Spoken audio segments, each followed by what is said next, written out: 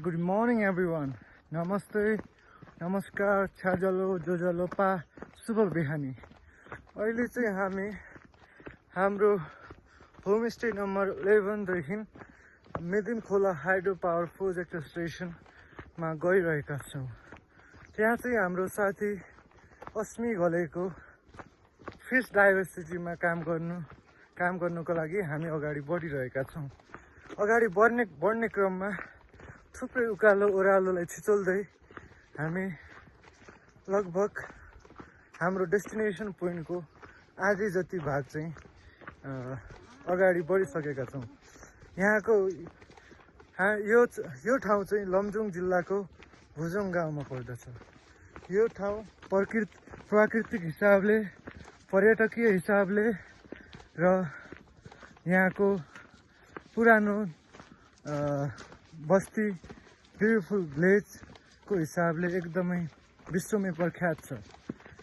हरेक वर्ष यहाँ थुप्रै टुरिस्ट आउँछन्, रिक्रिएसनल भाइब लिन्छन्, यो ठाउँलाई एक्सप्लोर गर्छन्, यहाँको चिसो हावा अनि सुन्दर प्रकृतिको अनुभव लिँदै फर्किन्छन्।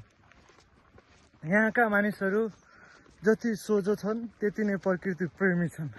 उहाँहरूको काम कन्जर्भेसनको कुरामादेखि लिएर उहाँहरूको दिनचर्या हेर्ने हो भने अफकोर्स अलिकति टोपोग्राफिकल्ली डिफिकल्ट ठाउँ भए पनि उहाँहरूले सङ्घर्ष गर्दै दिन बिताइरहनु भएको छ। र what do I want to say is उहाँहरूले इको फ्रेन्डली कुराहरूमा बढी जोड दिइरहनु भएको छ।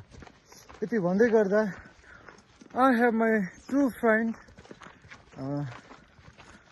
I want to order some words from them. Miss Gole, what do you want to say? It's good, and that's all. How do you feel?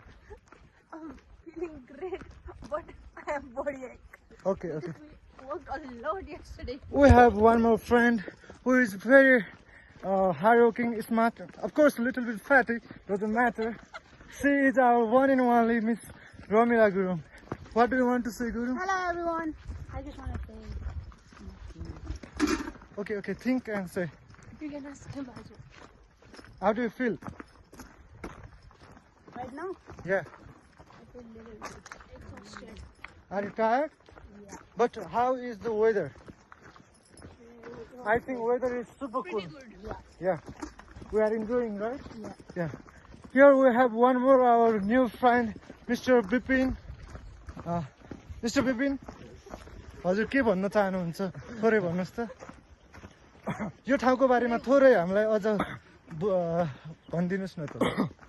कुन यो ठाउँलाई? यो ठाउँलाई हजुरको गाउँको बारेमा।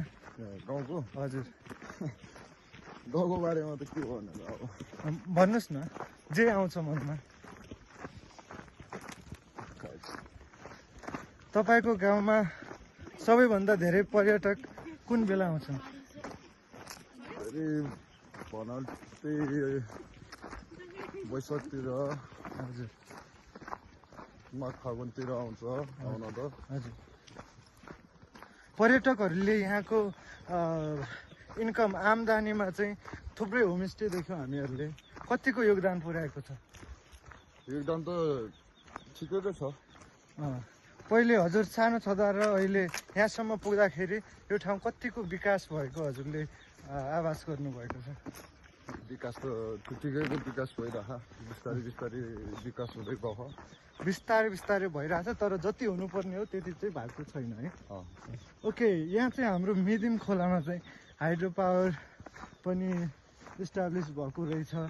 त्यसले गर्दा गाउँलेहरूलाई कतिको फाइदा भएको छ अथवा बेफाइदा भएको छ? हाइड्रो पावर आएर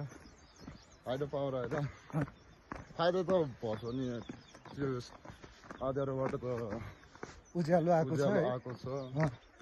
अनि त्यो गाउँघरमा बत्ती, अनि उता बस्तीतिर नि बत्ती छ अहिले।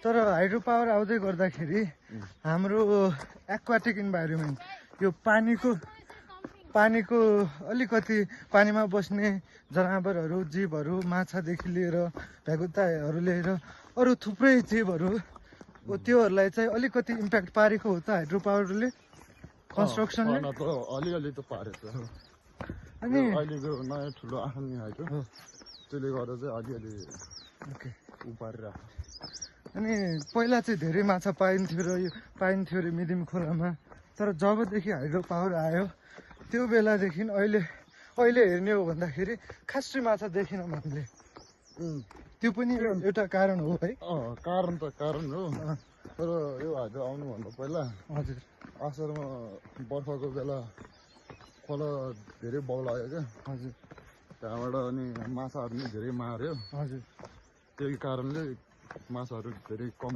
भयो ओके अब चाहिँ हाइड्रो पावर पाइसकेको छ यसलाई हामीले पुनः कन्जर्भ गर्नुपर्ने देखिएको छ हामीले माछाहरूलाई कसरी हुन्छ बचाएर हाम्रो फ्युचर जेनेरेसनसम्मको लागि कन्टिन्यू गर्नुपर्ने चाहिँ आवश्यकता देखियो है okay thank you Vipin for your beautiful words and sharing us about your village and the development of construction of oaks.